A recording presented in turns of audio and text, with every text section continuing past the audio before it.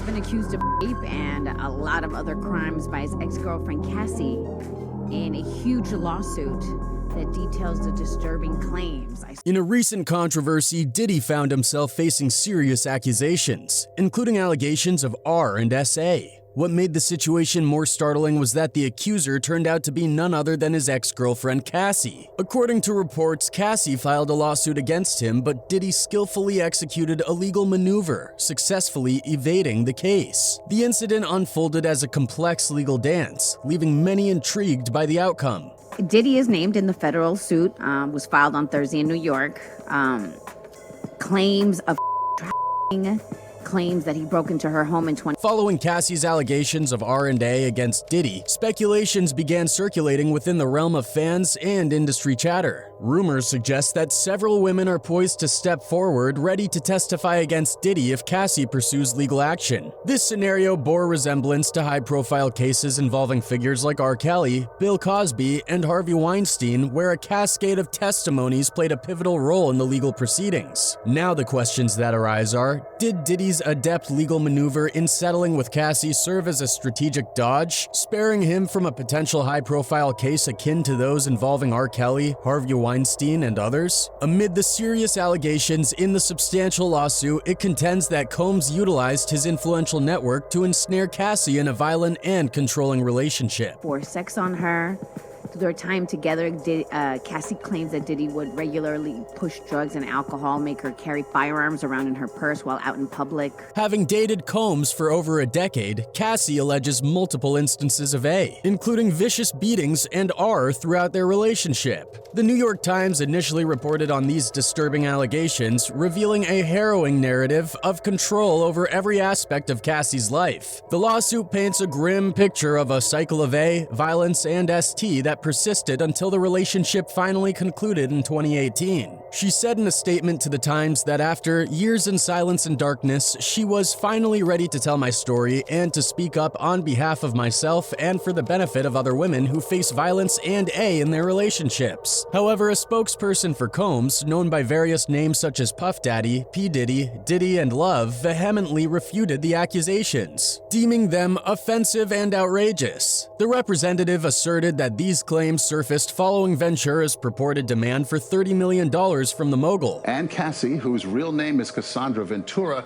are saying tonight that the two have settled a lawsuit she filed against the mogul yesterday in Manhattan federal court. The statement further stated, Miss Ventura has now resorted to filing a lawsuit riddled with baseless and outrageous lies, aiming to tarnish Mr. Combs' reputation and seeking a payday. Ventura's legal representation informed the New York Times that she had been offered 8 figures to silence her and prevent the filing of this lawsuit, an offer she reportedly denied. Requests for comments from Ventura's representatives remain unanswered as of now. The disturbing lawsuit unveils a troubling narrative of the relationship, depicting a scenario where Combs seized control over both the personal and professional aspects of Cassie's life. The allegations include years of brutal beatings, coerced S encounters, and a pervasive threat of violence. She's claiming she was stuck in a decade-long cycle of abuse, violence, and sex trafficking.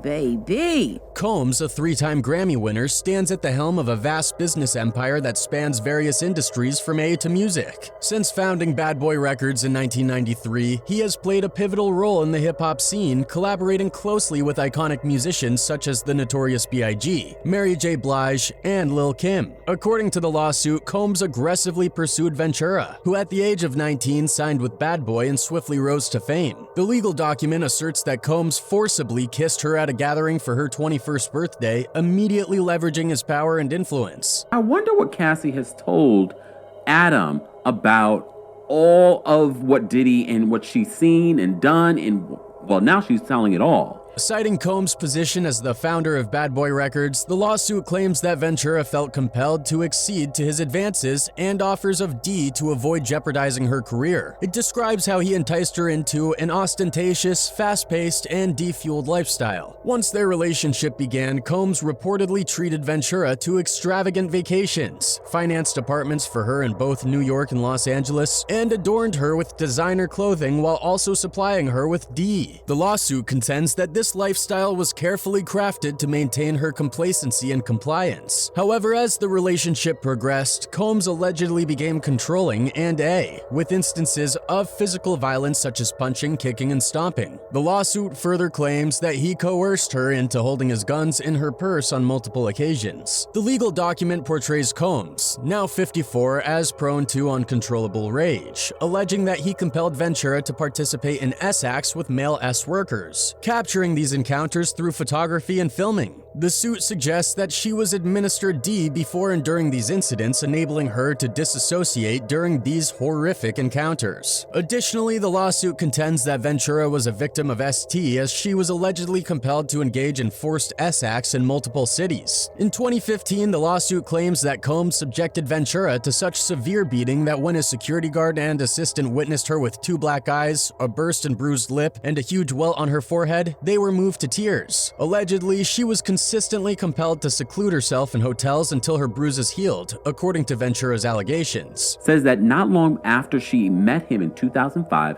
when she was only 19 years old, he began a pattern of control and abuse. The lawsuit asserts that Combs utilized his companies to exert additional control over Ventura's life, despite his loyal network reportedly witnessing the A. The legal document contends that they were reluctant to take any meaningful action to intervene or stop Mr. Combs' alleged behavior. Her volatile and A partner, who also owned her label and therefore held her future success in his hands, had fully exerted control over every aspect of her life, the lawsuit stated. The lawsuit alleges that Combs employed the threat of further violence and his extensive network to keep Ventura in the relationship whenever she attempted to leave. In one instance, after Ventura engaged in a brief relationship with Kid Cudi in 2012, Combs purportedly retaliated by destroying the rapper's car. Kid Cudi corroborated Ventura's account, affirming to the New York Times this is all true. Diddy threatened to blow up the rapper's Kid Cudi car in 2012 when he and Cassie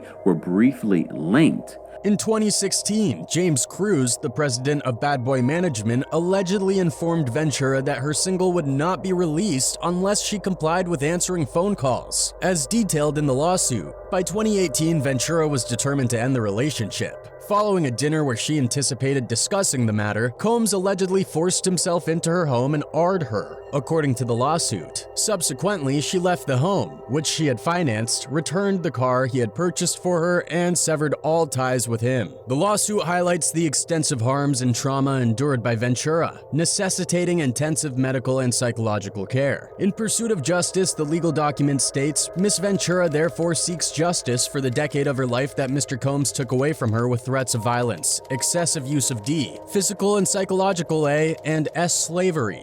The lawsuit seeks damages not only for lost wages but also for mental pain and severe emotional distress inflicted upon Ventura during the course of her alleged decade-long ordeal. After years in silence and darkness, I'm finally ready to tell my story. She's speaking up on behalf of herself and for the benefit of other women who face violence and abuse in their relationships. Cassie Ventura, professionally known as Cassie, made her debut in the music scene around 2004, showcasing a promising talent characterized by a distinctive fusion of sultry vocals and charisma. Contrary to her later association with Diddy, Cassie's initial collaboration was with producer and artist Ryan Leslie. A highly skilled musician, Leslie discovered Cassie and brought her under his wing, signing her to his music label Next Selection. It was under Leslie's mentorship that Cassie recorded her debut single Me and You, a track that would go on to achieve chart-topping success. It's me and you now. I've been waiting. Nevertheless, Cassie's career trajectory underwent a significant transformation when Diddy, the influential music mogul behind Bad Boy Records, entered the scene. Recognizing Cassie's potential, Diddy brought her into the fold of Bad Boy Records, a label renowned for cultivating emerging talent. Yes, it's a little bit of a switch up, a total energy change. Yeah, I'm not exactly sure what was happening in that trip. Initially under Diddy's guidance, Cassie ascended to stardom with the release of her self-titled debut album in 2006. The album featured the hit single Me and You and showcased Cassie's undeniable talent and allure. However, the music industry landscape was not without its share of challenges and controversies. I'd rather lose a lover than to love a loser. So I'd rather lose like the love of my life than to love a guy that's just whack. And I think the experience of criticism of Cassie's career under Diddy often centered on the perception that she was sometimes viewed more as a fashion accessory or arm candy for the music mogul. overshadowing her identity as a singer and artist. Despite her undeniable potential to make a mark in the music industry independently, the spotlight on her personal life frequently eclipsed her musical endeavors. A new layer of controversy was added to Cassie's career narrative in September of last year when Azealia Banks made explosive claims. Banks took to Twitter to express her frustrations, accusing Diddy of stifling Cassie's creativity and hindering her from releasing new music. In her tweets, Banks blasted Diddy as writing, "LOL, how about we boycott Diddy for ruining Ryan Leslie and Cassie? They still had hits to make and all Diddy did was make her unhappy and never let her release any music," she added. "Boycott this and for all the black artists he stole from. You are pitiful idiots and BS politicians." While Azealia Banks' allegations lacked specific instances or concrete evidence, they triggered a more extensive discussion about the intricate dynamics between artists and powerful industry figures. Diddy's undeniable influence in the music industry, particularly through his label Bad Boy Records, has propelled numerous artists to significant success. However, as suggested by Banks, such influence may come with its own set of challenges. You really don't think that he's right for you anyway. Just keep it moving. The claim that Diddy constrained Cassie's creative expression and impeded her from releasing new music raises important questions about the level of control industry executives exert over an artist's artistic trajectory. In the broader context, Cassandra Ventura, widely known as Cassie, burst onto the entertainment scene with a magnetic combination of beauty, fashion, and music. Born on August 26, 1986 in New London, Connecticut, Cassie's journey to fame has been characterized by unique twists and turns, navigating from modeling engagements to the realm of music. It's not always that easy. It's not always that easy. Right. But like if you were paying for everything for him. And these twists went into her case too. It is believed that Diddy has used his influence and power to pressurize Cassie to settle the suit. This is evident from his famous powerful legal team too. One of his lawyers is John Huston, who is known for his unparalleled skills in law. John Huston has earned accolades as the best lawyer of his generation with a commanding reputation for his trial advocacy. According to Chambers, recognized as one of the top trial attorneys in the country, Huston has been honored as a National Trials MVP in 2022, a Lawyer of the Decade from 2010 to 2020, and twice as a California Lawyer of the Year. His achievements include the successful recovery of $5.15 billion after trial. Well, John Huston is a former lead prosecutor for the Enron trial of Ken Lay and Jeffrey Skilling. He is now a partner and co-chair of the corporate crisis and white-collar defense practice at law firm. In his role as lead counsel, Huston represents Fortune 500 companies and governments in their most challenging. Having served as the lead prosecutor for the Enron trial of Kenneth Lay and Jeffrey Skilling, Huston is recognized for his proficiency in handling sensitive white-collar matters and investigations. Benchmark Litigation notes his focus on not only winning cases, but also avoiding reputational damage, stating that he is equally adept at managing deliberately low-profile matters, issues his clients prefer to keep out of the public eye. So isn't it natural that only John is enough to put pressure on Cassie to settle such a serious case, and ultimately he managed to get an escape? One person on the internet wrote, "I'm a little let down because I was hoping this case would go to trial so that everyone could see the skeletons in his closet. He's such a creep.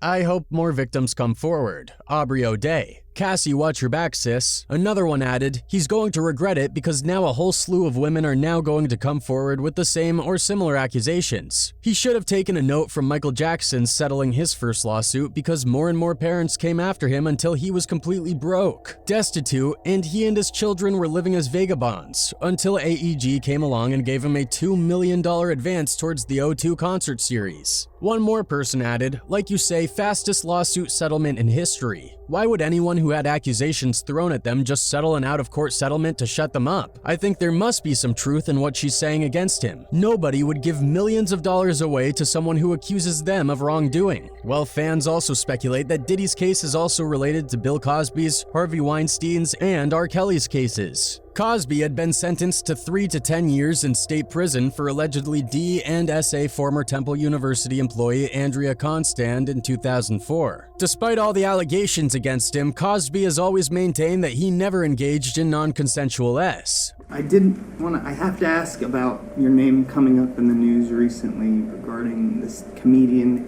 No, we don't answer that. Okay. In 2002, Cosby met Constand at Philadelphia's Temple University, his alma mater, where she managed the women's basketball team and he served as a celebrity booster and trustee. In 2004, Cosby allegedly D'd and A'd Constand at his suburban Philadelphia home. The timing is important because Cosby was charged only a few days before the statute of limitations was set to kick in. Cosby previously said he gave her 3 blue pills to alleviate stress before lying on the couch with her and engaging in acts. In 2005, Constand, back home in suburban Toronto, told her mother something happened with Cosby. They went to the police, who suggested they record Cosby on a phone call. Before that moment and after that moment for you? Yes. Yes, absolutely. Before the moment is... On the call, Cosby said he engaged in digital penetration, but refused to say what pills he gave Constand. Constand sued Cosby for battery and defamation, and the actor settled the case for nearly $3.4 million after giving 4 days of deposition testimony about his affairs with young women over a span of 50 years. A confidentiality agreement prevented either side from discussing the case, and the settlement amount was only released during the subsequent criminal trial. After comedian Hannibal Buress called Cosby a R in a stand-up act caught on video and shared online, 60 women came forward and accused Cosby of hurting them. I feel relieved now to know that I'm able to say it and not be afraid anymore. I've been afraid for a long time. Supermodel Janice Dickinson told Entertainment Tonight that Cosby D'd and A'd her in 1982. She told the outlet that the two had dinner in Lake Tahoe and Cosby supplied her with red wine and a pill after she asked for medication for stomach pains. The next morning I woke up and I wasn't wearing my pajamas, and I remember before I passed out that I had been SA'd by this man, she told ET. Before I woke up in the morning, the last thing I remember was Bill Cosby in a patchwork robe dropping his robe and getting on top of me, and I remember a lot of pain. The next morning I remember waking up with my pajamas off and there was semen in between my legs. A nurse, Therese Serenese, told the Huffington Post Cosby had R'd her. She told the outlet that she met Cosby in 1976 at a Las Vegas hotel after he invited her to one of his shows. She said when the two were left alone in his hotel room, Cosby supplied her with pills and water. The next memory I have was I was in a bathroom and I was kind of bending forward and he was behind me having S with me, she told the Huffington Post. I was just there thinking, I'm on D. I'm D. I felt D and I was being R and it was kind of surreal. My frame of mind was that it would be over soon and I would just get out of there. Former Playboy bunny Sarita Butterfield also told the New York Daily News that Cosby fondled her. He pinned me against the corner in that guest house, Butterfield told the Daily News about the alleged December 24th, 1974 incident. I said, your family's here. What are you doing? That didn't faze him. He was aggressive. Butterfield further told the outlet, he didn't R me and he didn't D me, but he cornered me. It was so nasty trying to get a quick kiss and touch my B. Now, which one thing is common in Diddy's and Cosby's case that they both SA women, and kept denying it? Now, if we take a look at Harvey Weinstein's case, that case is also somehow related to that of Diddy. Harvey Weinstein has previously acknowledged that his behavior has caused a lot of pain, although he characterized many of the allegations against him as patently false. His spokesperson vehemently denied any allegations of non-consensual S, asserting that there were never any acts of retaliation against women who rejected him. Rose McGowan was the first to accuse Weinstein, alleging that he R'd her by performing OS at the Sundance Film Festival in '97. She later reached a $100,000 settlement and rejected a $1 million offer for an additional non-disclosure agreement, becoming one of his most outspoken accusers. I think that this is, non-disclosure agreements are not limited to cases. It's just there's this spotlight on it because of the Weinstein scandal. Annabella Sciorra, a former Sopranos actress, claimed that Weinstein forced himself into her New York apartment in 1992 and R'd her, recounting her struggle and shame in the aftermath.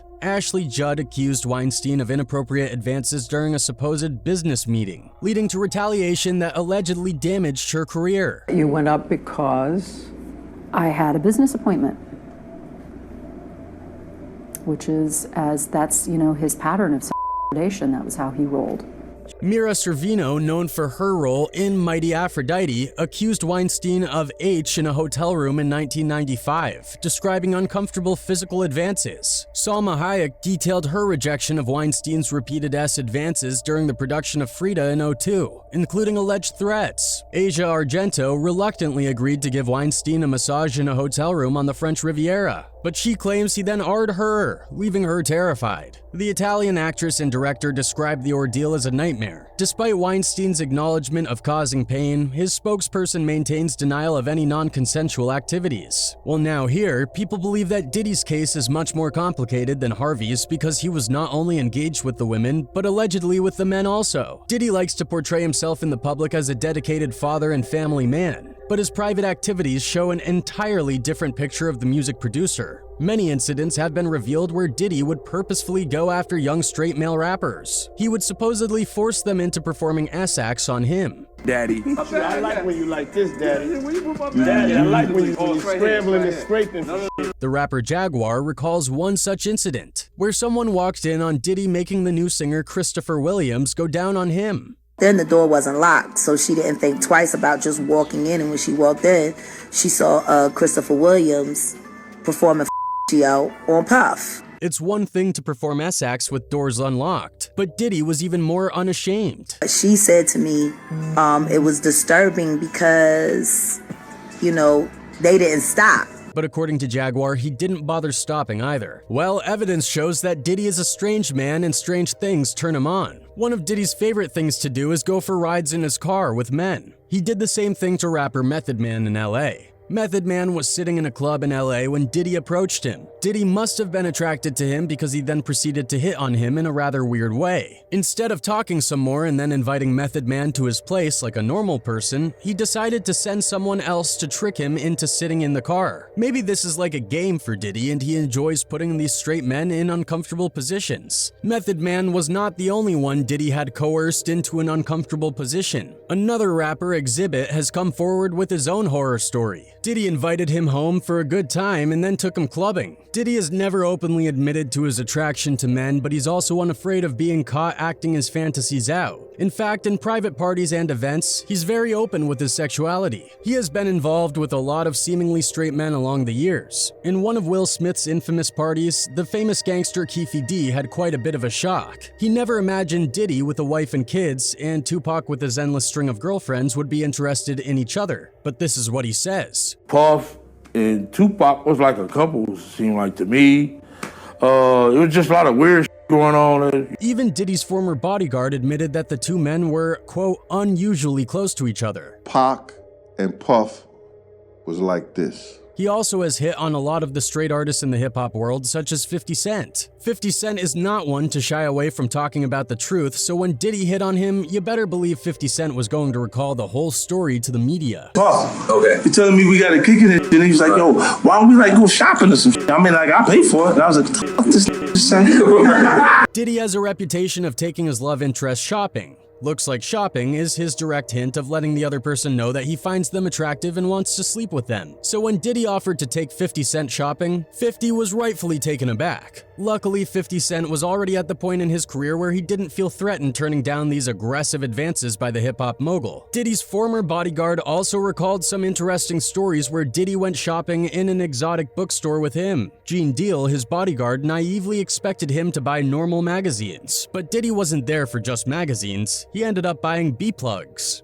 And then he picked quite a few of them down. I was like, okay. He put them in the bag. So when I went by there and I looked up there, and it said butt plugs. Not only this, Gene also claims he once caught him having S with another young rapper in a hotel room. The two had to come out of the room with just towels wrapped around themselves. Even then, Diddy was rather unfazed and didn't seem to mind that Gene had seen them together. Puff looked at Ja.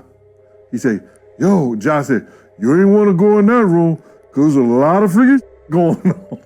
These allegations against Diddy aren't just baseless rumors either. In fact, he has even been questioned by the FBI regarding him having S relations with underage boys. This came after it was revealed that Diddy slept with a teenage usher. When Diddy was in his late 20s, he and a then 15-year-old usher used to sleep in the same bed at night, supposedly. Although Diddy tried to handle the situation and make it sound less weird, we can't think of one reason why it would be appropriate for a grown-up Diddy to be sleeping in the same bed as a teenage usher. I used to wake up and, pause, but check out. I mean, back in the days when he was 10 and I was a little bit older, his older brother, we used to fight over the frosted flakes, you know? Usher also revealed he and Diddy would attend orgies when Usher was 15. which is a crime in the United States and most nations with laws concerning minors. Diddy even forced a teenage usher into D&A, allegedly. When Usher was asked whether he would ever send his kids to a place like Diddy's, he was very quick to respond no. You're a dad now. Would you ever send your kid to Puffy Camp? Hell no. Diddy is just one part of a whole industry that flourishes on manipulating and abusing these young men. Now taking a look at all these incidents, it seems like it must be easy for Diddy to use his force and pressurize Cassie to take back her case, which she agreed on. However, people believe that Diddy is one such rat of the industry who is even more dangerous than Harvey Weinstein or Bill Cosby.